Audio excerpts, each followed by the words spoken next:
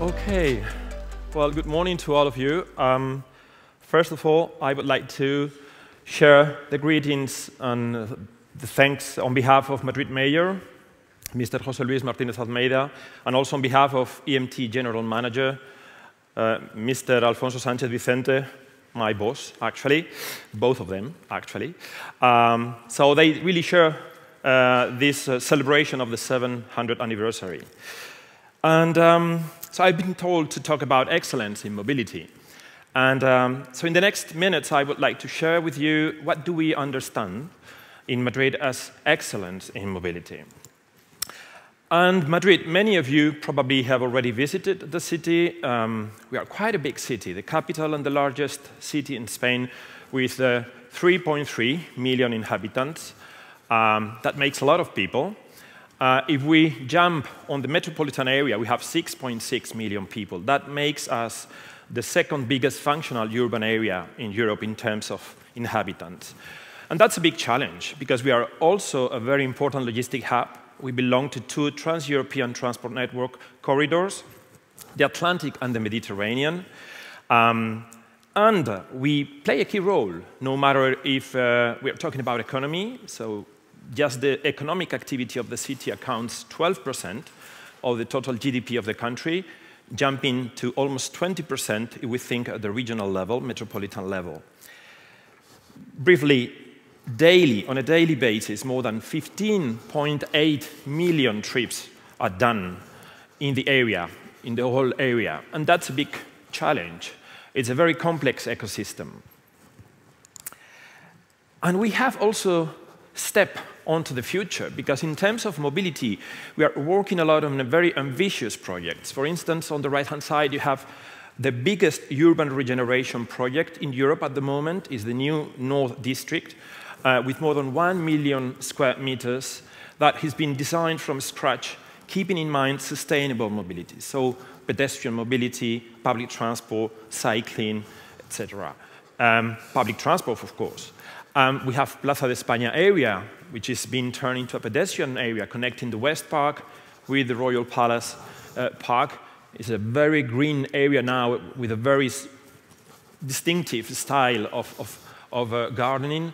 We have the closing of the first ring road on the west side. Well, not the closing, but finishing the works to put it completely underground, so the city has gained access to the river.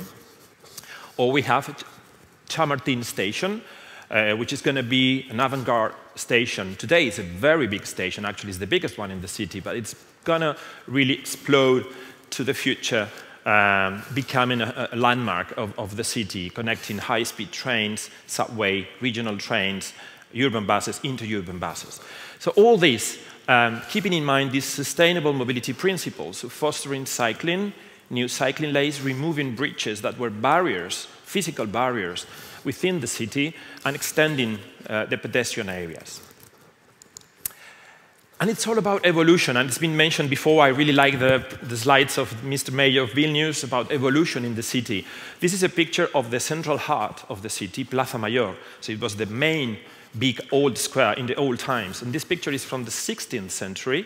It was just a place for public events. Then in the 19th century, it became a garden. And in the 50s and 60s of the last century, it was a car park, which is quite astonishing. I mean, one of the most beautiful squares in the city. And nowadays, it's been given back to people, also as a landmark of the city. So within all this evolution, EMT Madrid, the public transport operator, publicly owned by the municipality, has played a key role. And actually, we're celebrating today our 75th anniversary. So we are double happy to be here today, not only celebrating your anniversary, our own much more modest, our 75th. But what is EMT Madrid? So it was previously mentioned, we are the public transport operator, fully owned by the municipality. We started as a bus company.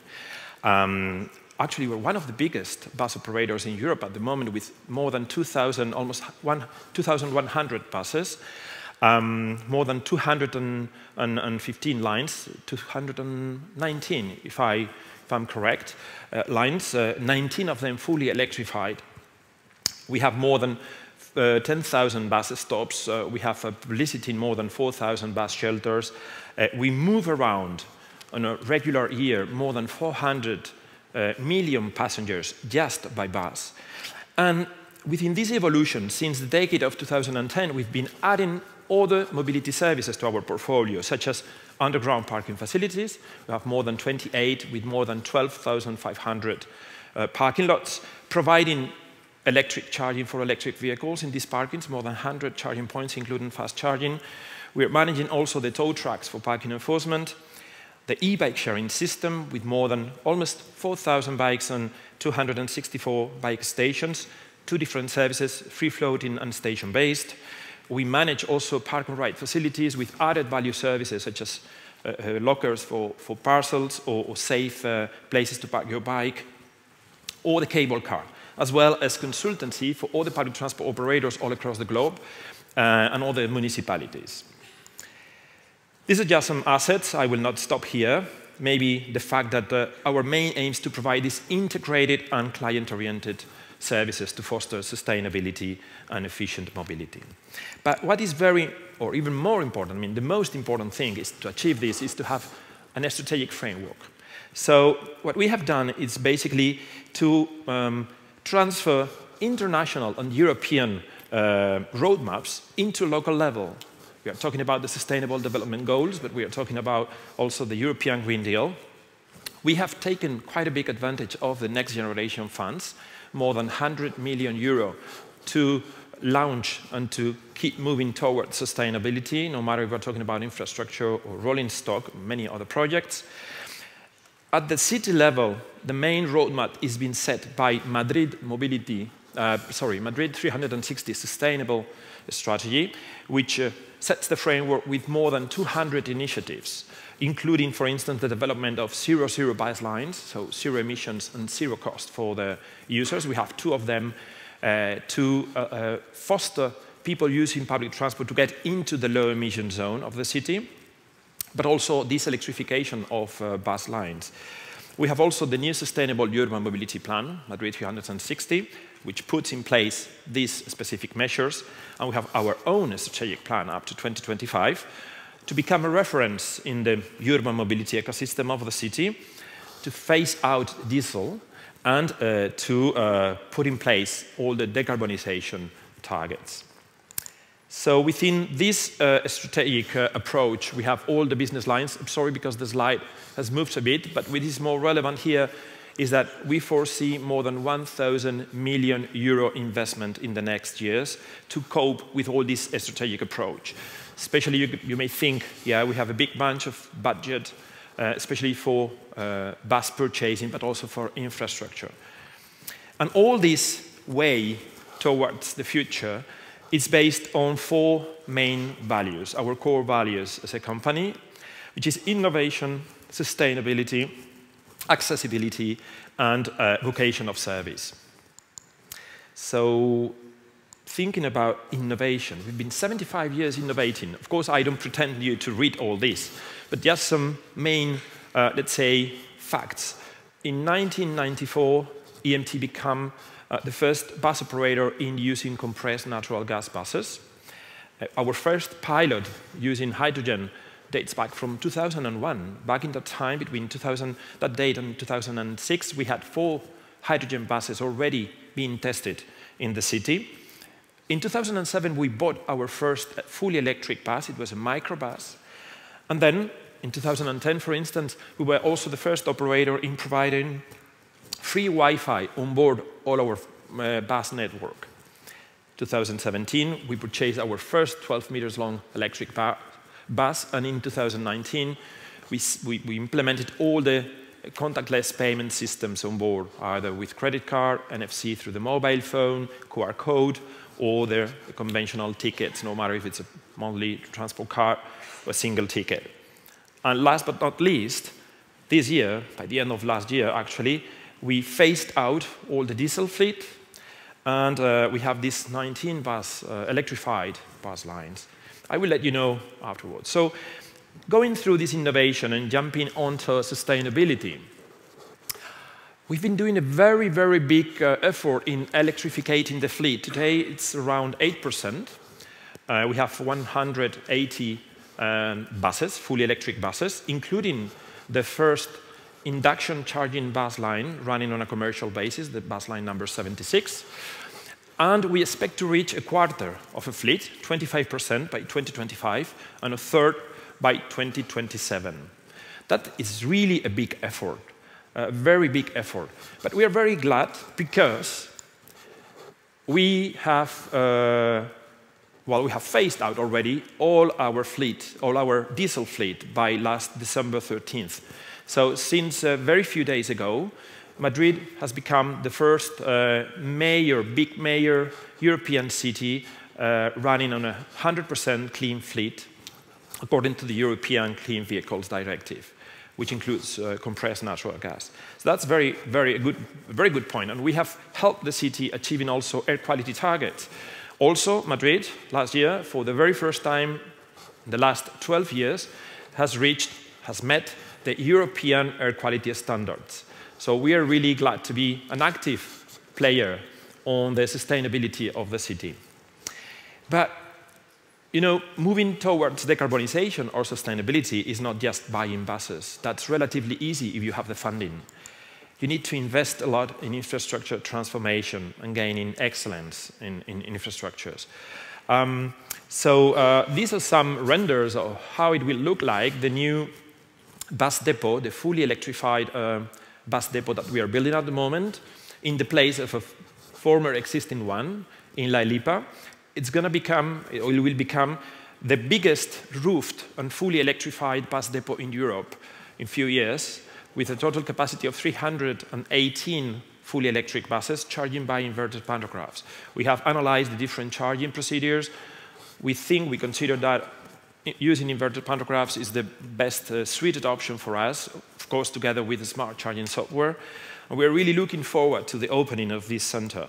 But we are also upgrading or adapting our existing other bus depots. We have 5 in total, between the first and the second ring road of the city. We are installing in Carabanchel, which is where most of our electric fleet is based today, more than 170 pantographs, also for charging, inverted ones, with a total investment of more than 20 million euro.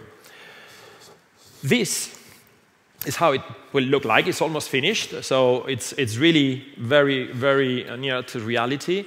And we think this is a before and after situation, because it implies changing behavior, the behavior of ourselves, of our mechanics, of our drivers, of everybody involved in the company. But we are also working on hydrogen. We are building, sorry, something happened. Well, in the meantime, I will tell you, just speaking, we are working on a hydrogen station. It's an integral project, let's say, from well to wheel. So we will produce our own electricity by using solar panels. We have installed more than 2 megawatts of photovoltaic panels. Then we will produce hydrogen by electrolysis. We will storage, and we will fuel the buses, initially with 10 hydrogen buses and then with 20. And that hydrogen station will be ready by the end of this year, by the end of 2023. We are also working on making these facilities more sustainable by adding photovoltaic panels as well, in a total surface of more than 30,000 square meters. Here you have. So these are some of the initiatives we have at the moment. And I would like to emphasize that, and I encourage you to take advantage of this European funding, because it's been really helpful to steer and to push these initiatives within the company. This transformation and this excellence goes also to digitalization. So EMT Madrid is well known because of the information system to client, customer information systems, not only on board, but also by using different apps. We have launched our Mobility as a Service app, Madrid Mobility 360, which integrates not only the public transport network, public transport offer, but also the private shared mobility operators in order to ease the access to these services to all population. But we are also working on I mean, for people. It's excellence for people. We have quite an active corporate social responsibility working line, and we are very focused on providing the best service, taking into account any consideration. That means thinking especially about social aspects. We consider that public transport, a good public transport, may act as a vertebrator of many other policies, such as social, equity, equality, inclusiveness, thinking about all the different segments of population. And one thing which is very important is also accessibility.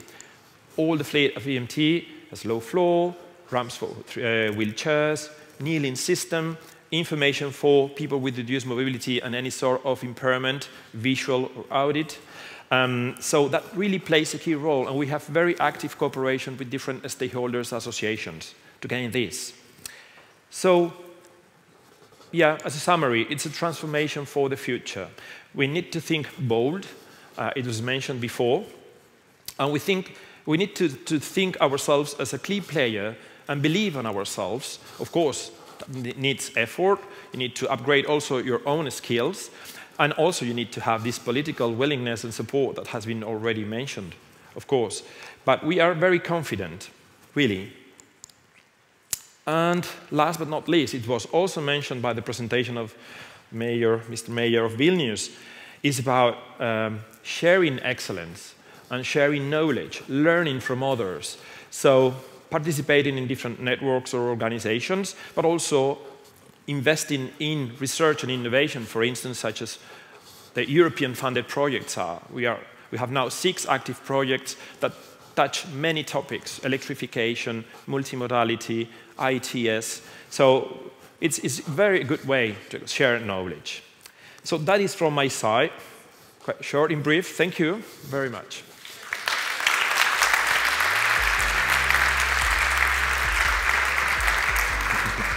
In the spirit of knowledge sharing, I've got some questions for you. Okay. I figured I'd come up and quiz you a little bit. So firstly, congratulations for having Europe's largest 100% green fleet. So congratulations again for that. Thank you. For those... It's been a big effort, but we've been working hard in the last 4 years especially. We renewed 62% of the fleet. Wow. So you can imagine the investment. Luckily for us, we have this political support, which makes things much easier.